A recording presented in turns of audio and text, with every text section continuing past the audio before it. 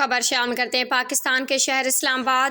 Report Haji Muhammad Nasir Qadri, advertising director PNP news HD۔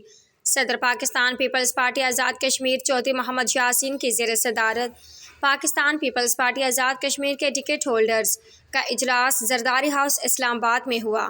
اجلاس کا آغاز تلاوت کلام پاک سے ہوا۔ اجلاس میں Chaudhry Riaz, member central executive committee Pakistan Peoples Party Chaudhry Pervaiz Ashraf, general secretary Pakistan Peoples Party Raja Faisal Mumtaz Rathore, سابق ٹکٹ ہولڈرز چودھری افسر شاہد، سردار بشیر پہلوان، سردار مبارک حیدر، صاحبزادہ اشفاق ظفر، شوکت جاوید میر، مبشر منیر اعوان، سردار سعود صادق، سردار رئیس انقلابی اور سردار عابد حسین عابد نے شرکت کی۔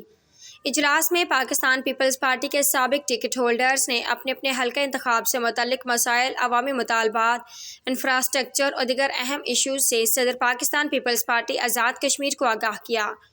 صدر پاکستان پیپلز پارٹی آزاد کشمیر چودھری محمد یاسین نے تمام پارٹی رہنماؤں کے مسائل کو غور سے سنا اور انہیں یقین دہانی کرائی کہ ان کے تمام تر مسائل سے متعلق پاکستان پیپلز پارٹی کے مرکزی قیادت کو مکمل آگاہ کیا جائے گا۔